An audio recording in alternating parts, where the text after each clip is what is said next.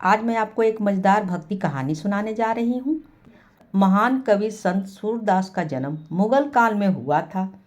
सूरदास के 3 बड़े भाई थे और उनके परिवार की स्थिति के चलते अक्सर उन्हें नज़रअंदाज किया जाता था। जब वे 3 वर्ष के हुए तब उन्हें सूर का नाम मिला, जिनका अर्थ अंधा होता है। सूरदास ज़्यादातर भूखे पेट घूमते रहते थे, क्योंकि उनका परिवार उन्हें खाना खिलाना जरूरी नहीं समझता था। इतना ही नहीं, उत्सव के मौके पर भी उनके माता पिता उन पर ध्यान नहीं देते थे और अपने अन्य पुत्रों के लिए नए कपड़े, मिठाइयाँ लाकर देते थे। ये बातें वाकई उनकी भावनाओं को ठेस पहुँचती है।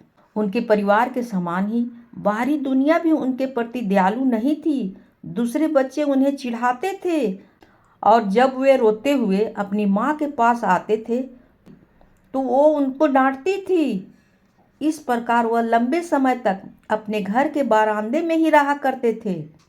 यहीं से उनका सामान्य जीवन शुरू हुआ। एक दिन गायकों का एक समूह भगवान कृष्ण की स्तुति गाते हुए गांव से गुजर रहा था। संगीत सुनकर सूरदास को बहुत ही आनंद की अनुभूति हुई, जैसा उन्होंने पहले कभी महसूस नहीं किया था।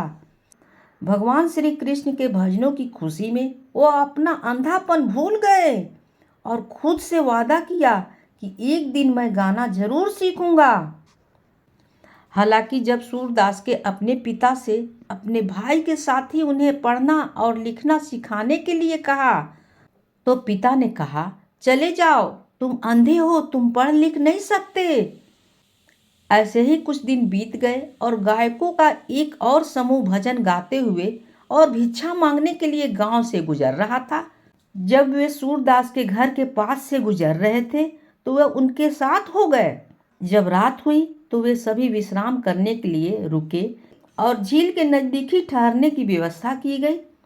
उनमें से एक गायक सूरदास के पास आया और उनसे पूछा कि वह उनका पीछा क्यों कर रहा है। उत्साहित होकर सूरदास ने उत्तर दिया, मैं गाना सीखना चाहता हूँ। गायकों के समूह ने उन्हें खाना खिलाया और वहीं पर सो गए। वे उसे बताए बिना ही सुबह सुबह निकल गए, क्योंकि वे अपने साथ अंधे व्यक्ति को बोझ नहीं चाहते थे। अपने घर से बहुत दूर होने के कारण सूरदास को पता ही नहीं था कि कहाँ जाना है, इसलिए वह पास के एक पेड़ के नीचे बैठ गए और भगवान के भजन गाने लगे। सूरदास की आवाज़ बहुत अच्छी थी और उनके पास जो कुछ भी होता वे उसी के साथ गाना शुरू कर देता। मार्ग में गुजरने वाले लोगों ने उसे कुछ खाने को दिया, जिस पर वह जिंदा रहे। मथुरा और वृंदावन के बीच में एक मार्ग पड़ते थे और वह वहीं बैठकर गीत गाता था। साथ ही यह यात्रा के दौरान शिविर लगाने के लिए भी एक प्रसिद्ध स्थान था।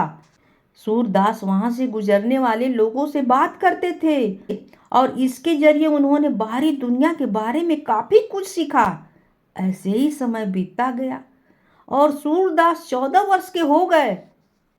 इस समय तक वह एक गहरी छठी इंद्रियां विकसित कर चुके थे और चीजों की भविष्यवाणी करने में वे सक्षम थे। यह देखकर लोग हैरत में पड़ जाते थे। एक दिन जब ग्रामीण ने एक जानवर खो दिया तो वे मदद के लिए सूरदास के पास ही आए और सूरदास ने उनका सही मार्गदर्शन किया।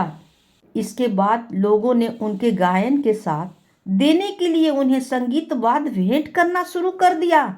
कुछ लोग तो उनके शिष्य भी बन जाते हैं। इस तरह एक जन्म से अंधा बालक एक गायक और साधु बन जाता है, जिसे हर कोई प्यार और सम्मान देता है। यही है सूरदास की कहानी। सूरदास ने अपने जीवन में बहुत ही कष्ट झेले, फिर भी भगवान ने उन्हें दर्शन दिए। कहानी होती है समाप्त।